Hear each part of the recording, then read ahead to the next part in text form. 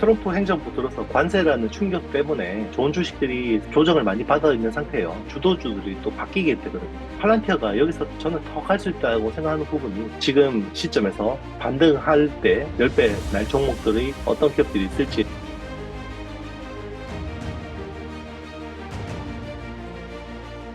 네, IT의 신 이혁수 대표님과 계속해서 원거리 인터뷰를 진행하고 있는데요.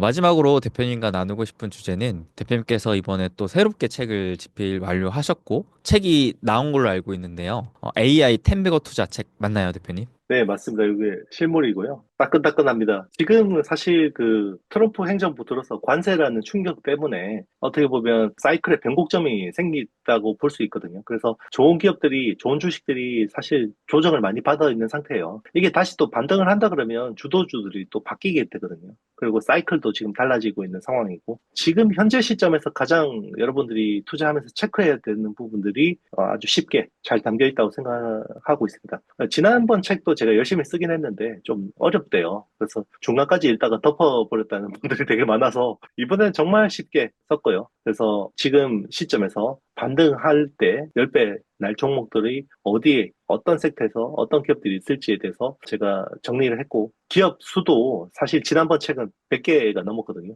네, 너무 많다. 그래서 좋은 기업들 많은 건 알겠지만 이번에는 정말 40개 이내로 해서 딱 이렇게 압축해서 한국, 미국, 중국 기업까지 이렇게 다 포함을 했습니다. 사실 이제 책 제목이 AI 텐베거 투자여서 제가 또 궁금한 게 텐베거라는 게 결국 10배 오를 주식이라는 걸 의미하잖아요. 이게 AI 사이클이 어찌됐든 뭐 2년 이상 지속된 상황에서 많은 분들께서 이제 궁금해 하실 만한 게 이게 아닌가 싶어요. 이미 AI 관련 대다수의 종목들이 이렇게 올라온 상황에서 지금 투자를 한다라고 쳤을 때 여전히 텐베거의 수익을 기대할 수 있을 만한 종목이 나오는 것인가? 즉, AI 투자를 지금 하는 게 여전히 유효한가? 이런 부분이실 것 같은데, 이에 대해서는 어떻게 생각하세요? 사실 그 엔비디아가 거의 10배 났잖아요. 이번 사이클에서. 근데 사이클이 시작될 때 엔비디아의 주가가 10배 날 거라고 생각하는 사람이 누가 있을까요? 항상 2010년대 이야기라면 그때 이제 그 미국 빅테크들 팡이라고 했잖아요. 페이스북, 애플, 알파벳, 뭐 넷플릭스, 구글 같은 회사들. 그런 회사들 이야기하면서 그 회사들이 또 10배가 날 거라고 아무도 생각을 못했죠. 아마존이나 이런 회사들. 근데 결국은 그 혁명이 진화 발전할수록 또 되거든요. 그리고 10배짜리 회사가 나오죠. 팔라티어 같은 회사도 사실 10배가 나온 거고요. 그러니까 그런 회사들을 또 발굴을 해야 되는 변곡점의 사이클에서 또 어떤 게 중요해지는지. 그동안에는 AI 인프라가 중요했었고, 그리고 전력에 대한 인프라가 중요했었고, 한데 이제는 네트워크 기술이 더 중요해질 수도 있는 거고, 그리고 앞으로는 이제 반도체의 어떤 성능을 견딜 수 있는 그 요소 기술들이 중요해질 수 있는 거고, 또 새로운 머티리얼들이 적용될 수도 있는 거고요. 그리고 미국 중심에서 약간 이제 중국으로 수급 흐름들이 분산되는 그런 쪽에서 또 중국에서도 텐베거가 나올 수 있는 거고요. 그리고 이 AI 혁명에서 또 우리나라의 롤이 역할이 커지면서 또 국내에서도 텐베거가 나올 수 있는 거. 그러니까 이제 그런 것들을 항상 우리가 선견을 버리고 혁명이라는 게 정말 엄청난 세상을 열 거다라고 생각하고 오픈 마인드로 보면 기회는 항상 있습니다. 뭐 음, 시장에 종목 없는 날이 있나요? 음, 그런 음. 것들을 위해서 이 책을 한번 읽어보시면 뭐 좀 도움이 될 것 같습니다. 이 책을 본다고 해서 반드시 10배짜리 찍어준다 이런 건 아니지만 뭔가 준비가 되어 있으신 분들은 굉장히 또 많은 힌트가 될 거다 생각합니다. 대표님 개인 채널에서도 잠깐 언급하셨던 것 같은데, 최근에 AI 주식이 바닥을 찍었다라는 표현을 하셨거든요. 그 이유와 근거가 좀 궁금합니다, 대표님. 뭐 이거는 결국 이 조정을 만든 거는 결국 트럼프의 관세잖아요. 저 막대한 관세를 계속해서 끌고 갈 수가 없는 거죠. 그래서 그 관세 때문에 시장이 공포에 휩싸여 있는 거고, 그래서 그것 때문에 멀쩡하던 회사들이 상당 부분 조정을 받은 건데, 근데 이제 그 관세를 부과하는 거는 결국 감세를 하기 위한 재정을 확보하기 위한 거거든요. 그러면 관세에 대한 것들이 어느 정도 마무리가 된 다음에는 이제 감세에 대한 부분으로 넘어가야 될 거예요. 만약에 그렇지 않으면 트럼프의 지지율은 계속해서 떨어질 수밖에 없을 거고, 그리고 본인이 하고 싶은 거는 전혀 이걸 할 수가 없게 되게 되거든요. 그래서 이제 그런 부분에서는 이제 또 반등이 반드시 날 거라고 생각하고 있고, 거기서 또 기회가 있다고 생각합니다. 그래서 그동안에 많이 조정받았던 기업들이 또 반등하고, 그리고 이제 국내 시장 같은 경우는 경제 상황이 녹록지 않다 보니 어떤 재정, 부양이라는 것들을 또 카드를 쓸 수밖에 없고, 그게 또 그러면 자산 시장에 또 긍정적으로 작용하는 거고요. 즉각적으로 작용하는 건 결국 주식 시장이겠죠. 그리고 또 새로운 모멘텀 생겼잖아요. 한국이 또 AI 쪽에 막대한 재정을 써서 이제 그런 인프라 투자를 하게 됐으니까 그런 쪽에서도 기회가 있는 거죠. 그러면은 또 궁금한 게 어찌됐든 그런 식으로 이제 AI 주식이 바닥을 찍고 이제 다시 올라간다라는 관점으로 생각을 해봤을 때 투자자 입장에서 그러면 대표님 기존의 주도주 대표적으로 뭐 엔비디아, 뭐 테슬라, 뭐 팔란티어와 같은 기업들을 다시 주목하는 게 좋은 건지 아니면 새로운 텐베거 기업을 찾아서 이런 새로운 주도주 쪽으로 집중을 하는 게 좋은 건지 좀 어떤 쪽이 좀 더 유리하다고 생각하시나요? 일단 단기적으로는 많이 빠지는 기업들 중에서 약간 경쟁력의 훼손이 없는데도 불구하고 많이 빠진 기업들 중심으로 좀 보는 게 좋을 것 같고요. 지금은 사실 어느 정도 이제 힌트를 많이 주는 시장이거든요. 그런 쪽 중심으로 보는 게 좋을 것 같고 중장기적으로는 거기서 더 이제 티어 오를 기업들이 나오겠죠. 저는 이제 뭐 팔란티어가 여기서 저는 더 갈 수 있다고 생각하는 부분이 결국 바뀌는 세상에서 굉장히 중요한 부분을 담당한다는 거. 이제 그런 기업들을 계속해서 찾고 발굴하고 확인하고 이런 것들이 필요하겠죠. 뭐 아예 우리가 모르던 오픈 AI 같은 회사들이 갑자기 등장할 수도 있지만 기존의 회사가 사업 구조가 바뀌고 더 경쟁력이 좋아지는 부분으로 변할 수 있다 그러면 그런 회사들도 또 유력한 또 텐베거 기업의 후보가 될 수도 있겠죠.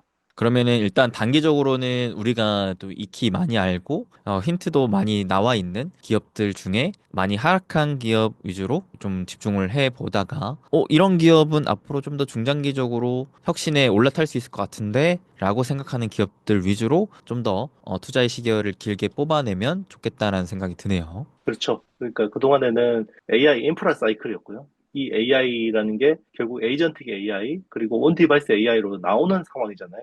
여기서 또 뾰족한 기업들이 나올 거고요. 그리고 이제 이게 결국 현실화되기 위해서는 물리 AI, 피지컬 AI가 되고 그런 부분에서 찾다 보면 많은 회사들이 있어요. 그러면 대표님께서 계속해서 강조하시는 CPND 있잖아요. 그 CPND 중에 지금 시점부터는 어떠한 측면이 좀 더 부각을 받을 거라 생각하세요? 제일 중요한 게 우리나라가 하드웨어 중심으로 산업이 구성되어 있기 때문에 결국 디바이스가 중요합니다. 그래서 새로운 디바이스가 나오는 게 되게 중요하죠. 그 AI를 활용할 수 있는 새로운 디바이스. 그게 뭐 자율주행 차일 수고, 그리고 휴머노이드 로봇일 수도 있는 거고, XR 같은 디바이스일 수도 있는 거고요. AI 글래스가 될 수도 있는 거고. 그리고 하늘을 나는 드론 택시일 수도 있는 거고 그런 쪽에서 좀 많은 관심을 가지다 보면 국내에서는 아무래도 그런 기업들이 좀 더 지금 유망할 거라고 보고 있고 미국 테크 중심으로 보면 그동안에는 이제 그 LLM을 구축하는데 막대한 비용들이 필요했는데 이제는 알고리즘, 소프트웨어 뭐 이런 쪽으로 좀 많은 자금들이 투입이 될 것 같아요. 그래서 AI 소프트웨어 관련된 기업들을 좀 관심 깊게 보고 그리고 이제 디바이스 쪽에서 새로 부상하는 회사들 뭐 그런 회사들도 잘 관심 가지고 보시면 힌트들이 있지 않을까 생각합니다.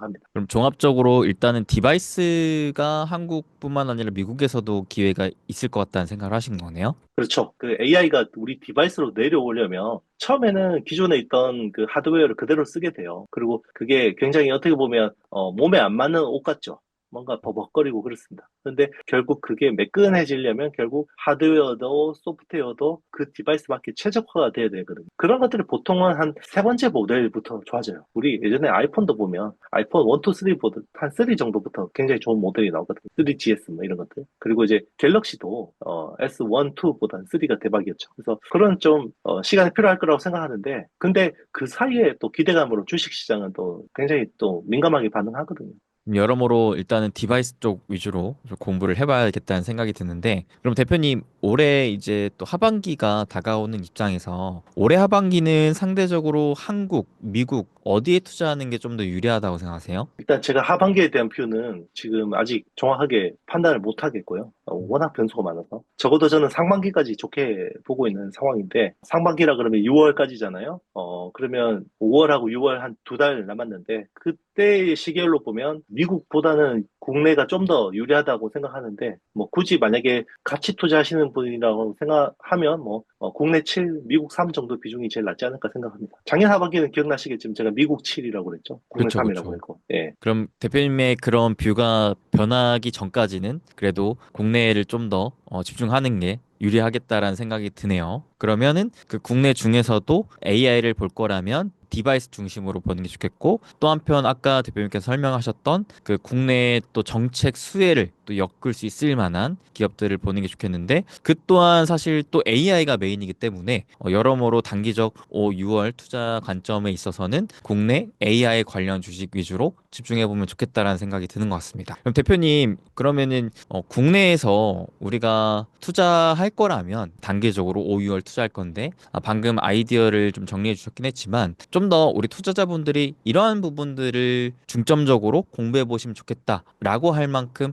마지막 정리를 해 주신다면요? 그러니까 이제 이 글로벌 어떤 그 AI 혁명에서 잘 성장하는 것도 중요하고요. 근데 우리나라의 거기에서 역할이 얼마나 됐는지도 되게 중요할 것 같아요. 그러니까 사실 HBM이라고 하는 게 우리가 그 주식시장에서 핫했던 거는 성장성도 엄청났지만 거기서 우리나라가 주도적인 역할을 했잖아요. 그러면 그 AI라는 그 기술 변곡점에서 우리나라가 어떤 부분을 주도적으로 할 수 있을지에 대해서 잘 생각해야 될 것 같아요. 뭐 그런 측면에서 사실 AI 전체 산업에서 유리기판이라고 하는 게 그렇게 큰 영역은 아닐 수 있는데 반대로 보면 우리가 제일 잘할 수 있는 쪽일 수도 있는 거거든요. 그리고 이제 온디바이스 AI에서도 하드웨어 커스텀 같은 경우도 사실 우리나라가 거기서 잘할 수가 있는 거거든요. 그런 쪽에서 어떻게 보면 기대 수익이라는 측면에서 보면 그런 쪽에서 더 많은 기회가 있을 것 같아요. 확실히 우리나라는 이제 제조 강국이다 보니까 그쪽으로 새로운 이제 제조 시장을 열 수 있을 만한 유리기판 내지는 이제 각각 하드웨어 관점의 이제 커스텀 시장으로 간다라는 관점. 이게 에이직 말씀하시는 거죠, 대표님? 맞습니다. 이제 결국 커스텀이라는 게 결국 ASIC인데 그동안에 이제 그 메모리 반도체가 점점 ASIC화 되고 있잖아요. 그게 이제 서버 칩에서는 HBM이었는데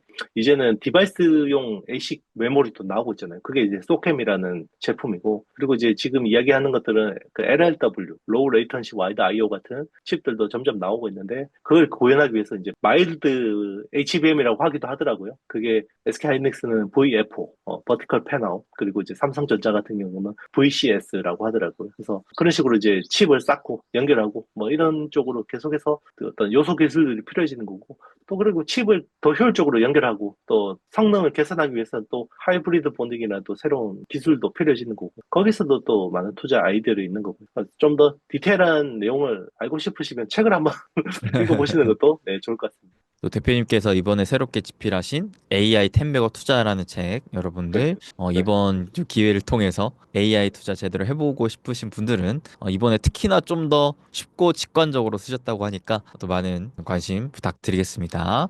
그러면 대표님 마지막으로 이제 한국에 대해서는 또 깔끔하게 정리해 주셨으니까 혹시 미국 주식에 대해서도 이러한 식으로 정리가 좀 가능하실까요? 왜냐면 지금 아까 앞서 말씀하셨다시피 트럼프 집권 이후로 미국 주식이 단기적으로 좀 바닥을 찍었다라는 생각과 함께 나도 이제 미국 주식 한번 해볼까라고 생각하시는 분들이 꽤 계실 것 같거든요. 네, 일단 뭐 미국은 지금은 개별 기업들의 이슈라기보다는 큰 어떤 매크로 이슈로 움직이고 있는 상황이거든요. 그래서 만약에 지금 뭐 트럼프가 이대로 밀고 가면 결국 스태그플레이션이 올 수밖에 없잖아요. 경기는 안 좋아지고 인플레이션 치솟는 그런 상황이 될 수밖에 없기 때문에 저는 그렇게까지 파국으로 갈 것 같지는 않고요. 결국은 미국 시장이 어떻게 보면 감세 그리고 금리 인하 그런 부분들이 이제 긍정적인 부분들이 조만간 나올 거라 생각해요.